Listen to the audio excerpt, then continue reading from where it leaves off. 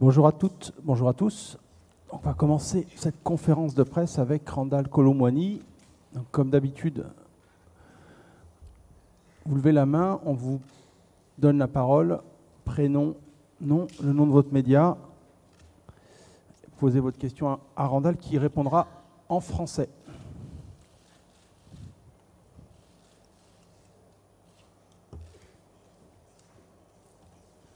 Bonjour Randal, Sander Ranzadret, TF1. Est-ce que vous pouvez nous parler un petit peu des symptômes de ceux qui vont moins bien? Bonjour. Il y a une petite grippe, je pense, qui se propage, mais c'est rien de méchant. Je pense qu'ils vont se rétablir très très vite et ils vont être à pied pour dimanche. Alors sur ce plan-là, comme vous le savez, Randal n'est pas docteur, l'équipe de France. Donc on vous fera une précision à la suite. Mais deuxième question, Vincent Garcia de l'équipe. Bonjour Randal.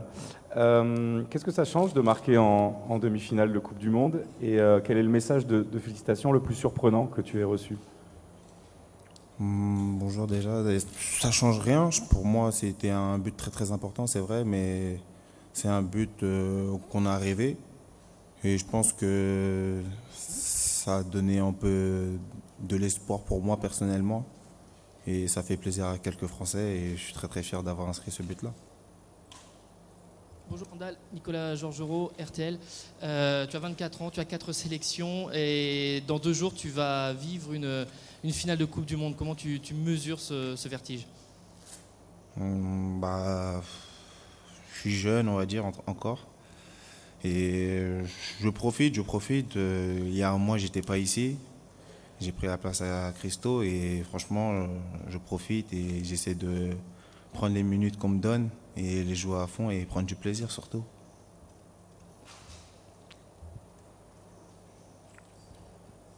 Bonjour Randal, Louis Vix, Infosport Plus, Canal. Qu'est-ce que ça représente pour vous une finale de Coupe du Monde? Quel souvenir vous convoquez quand on vous dit finale de Coupe du Monde? À quoi vous pensez instinctivement, immédiatement? La Coupe du Monde, c'est magique. Tout le monde regarde, tout le peuple français, toute une nation, c'est tout le monde. Et je pense que quand j'ai été gamin, je pense que j'y pensais fortement, j'en rêvais. Et surtout marquer en demi-finale, pour moi, c'était une grosse fierté pour moi et ma famille, et aussi pour le peuple. Et la jouer maintenant à mes 24 ans, pouvoir rentrer, j'espère, c'est juste magique et j'espère qu'on ira au bout et je pense qu'on le fera. Oui, Randal. Bonjour, Stéphane Bianchi du Parisien. Vous êtes le premier natif de Bondy à marquer en demi-finale de Coupe du Monde. Qu'est-ce que ça représente? Et il y a un autre gars de Bondy qui n'a pas marqué ni en quart ni en demi. À quel point il va être important pour vous en finale? On est tous importants, je pense que pour le groupe, on est tous soudés. Je pense que le fait qu'il n'ait pas marqué, ça ne change rien pour nous. Il a été très important pour nous dans cette compétition. Il a fait un gros travail pour mon but d'ailleurs. Et je pense que cela ne pose pas de problème s'il n'arrive pas à marquer ou il ne fait pas de passes décisives. Il est très très important dans notre jeu et on compte sur lui tout simplement. Salut Randal, ici Loïc Tanzi, l'équipe. Est-ce que tu te rappelles ce que tu faisais il y a 4 ans pour la finale en 2018? Oui, je me souviens, j'étais chez moi à Nantes et j'étais tout seul dans mon salon, je regardais le match. Ouais, tout seul. Et parce qu'après, j'allais partir en prêt à Boulogne-sur-Mer.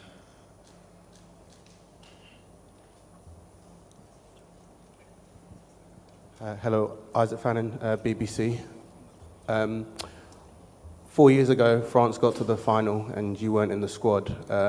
I just wonder where you were watching the game 4 years ago when they got to the final, and what does it feel like to be in another final and being part of a lot of the squad who got to that final 4 years ago? Donc, la même question qu'avant. Vous étiez où pour regarder le match il y a 4 ans? Et c'est comment pour vous d'être avec les mêmes joueurs qui ont gagné en 2018? Qu'est-ce que ça veut dire pour vous? J'ai pas trop bien compris la question.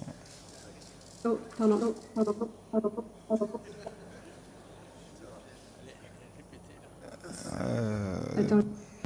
voilà, je crois. On l'a perdu en quart de finale.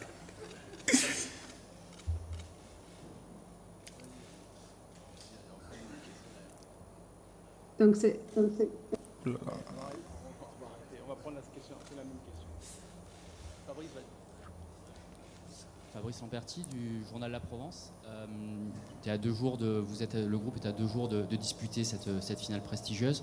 Est-ce que tu sens que l'atmosphère est en train de changer au sein du groupe? Est-ce qu'il y a une forme d'excitation qui arrive? Non, du tout. On est très très concentré. Je pense qu'on aborde ce match-là comme on a abordé tous les autres matchs de cette compétition. Et je pense qu'on est concentré et on s'entraîne très très bien. D'abord, on a pris place à la récupération. Aujourd'hui, on aura un entraînement. Je pense qu'on va essayer de travailler durant les 2 jours qui nous restent. Je pense qu'on n'est pas trop excité, mais on y pense chacun de notre côté. Mais on est prêt pour ce match-là. Bonjour Randall, Julien Babou, M6 ici. Vous avez eu la chance de jouer et contre la Tunisie et contre le Maroc avec à chaque fois un public assez chaud. Ça risque d'être assez similaire dimanche. Comment ça se vit mais sur le terrain, ça n'avait pas l'air de vous anesthésier en tout cas? Du tout, je pense qu'on est un peu habitué à ce genre d'ambiance dans nos clubs avec pas mal de supporters et je pense que ça nous motive aussi d'un côté, même si ce n'est pas pour nous. Ça ne peut pas nous déstabiliser parce que je pense qu'on est concentré sur le terrain. On entendait aussi les supporters français d'ailleurs. Moi personnellement je les ai entendus. Donc pour moi je peux me donner à 100% sur le terrain tant que je les entends. Bonjour, ici Gafar Darawan pour la chaîne Coursade News. Est-ce que pour vous la France grand favori pour gagner le tir? Je vous remercie. Il n'y a pas de favori dans cette compétition. Je pense que tout le monde est susceptible de gagner. Ça va être un match attendu, je pense. Ça va être un gros match. Je pense qu'il faut juste être prêt au bon moment. Bonjour Randall, Hugo Delon au journal de l'équipe. Alors, tu n'es pas médecin, mais est-ce qu'à 2 jours de la finale d'une Coupe du Monde, un événement majeur dans une vie, et qu'il y a un syndrome viral qui traîne, on a tout simplement peur de l'attraper et de louper ce rendez-vous magique? Merci.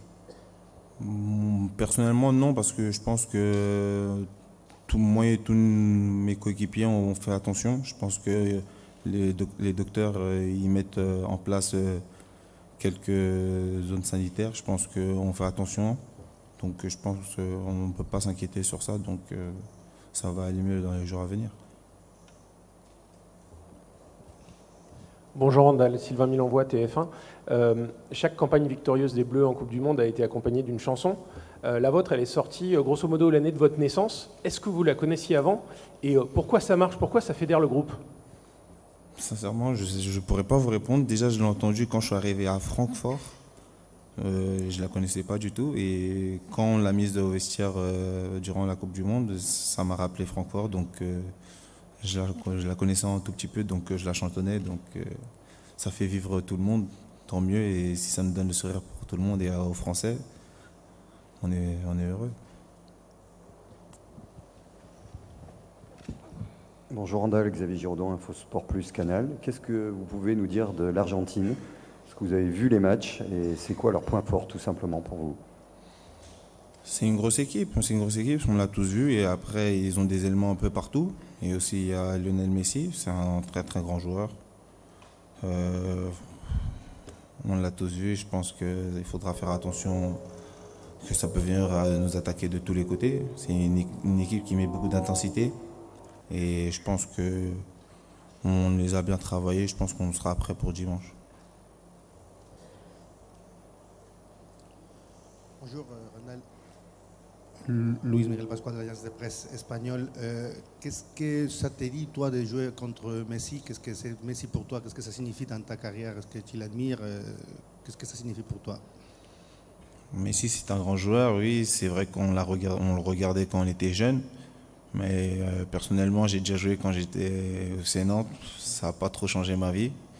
Et ça ne change rien pour moi. Pour moi, tant que je suis sur le terrain, je prends du plaisir. Je peux jouer contre n'importe qui, ça va rien changer pour moi.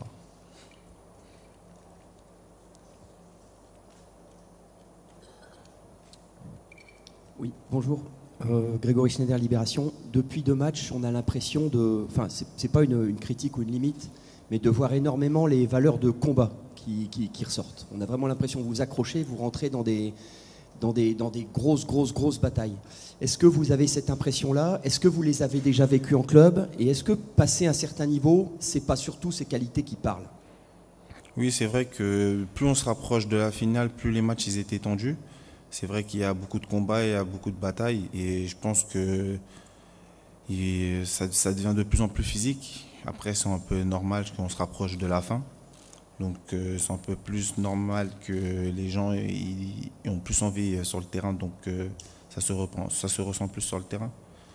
Il faut jouer prêt quand on rentre sur le terrain. Bonjour Randall, Mathieu Rollinger pour SoFoot. Dans l'équipe, il y a 9 joueurs, si je ne dis pas de bêtises, qui ont déjà disputé une finale de Coupe du Monde. Je voulais savoir par rapport à vous, les autres dans l'équipe, est-ce qu'il y a des conseils, des messages qui sont passés, comment ils vous accompagnent, ce genre de choses?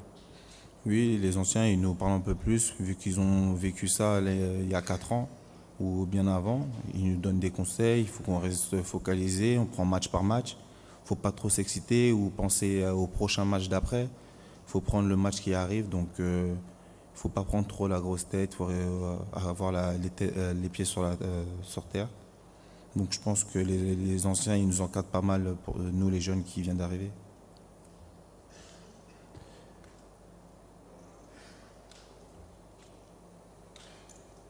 Bonjour Randall, juste pour revenir sur tes coéquipiers qui sont un peu malades, tu parlais de zone sanitaire tout à l'heure avec les médecins. Est-ce que tu peux nous expliquer comment ça se passe justement? Ceux qui sont malades sont un peu à l'écart, il y a des zones à éviter pour éviter d'être contaminés? Oui, ceux qui sont malades, ils restent dans leur chambre, les docteurs s'occupent bien d'eux. Et je pense qu'on se lave les mains, il y a du gel hydraulique pour tout le monde avant de passer à la table. Même les gestes de barrière, on se serre la main avec les poings. Donc je pense que on est très très strict un peu sur ça, quoi. Et on va prendre une dernière question. Bonjour Randall, Simon Ricotier, France Télévisions. Est-ce que vous avez réfléchi à ce que vous ferez des primes après la Coupe du Monde? Est-ce que c'est un choix qui va être collectif ou individuel? Et s'il est individuel, qu'est-ce que vous en ferez? Personnellement, je n'y ai pas encore pensé. Le match n'est pas encore passé. Comme je l'ai dit, on prend match par match. D'abord, le match n'a pas encore débuté, donc d'abord, on va essayer de s'entraîner et on va passer à demain. Et après, le match il viendra dimanche et on verra comment ça va se passer. Merci Randall. On va enchaîner avec Ousmane Dembélé. Merci à vous. Au revoir.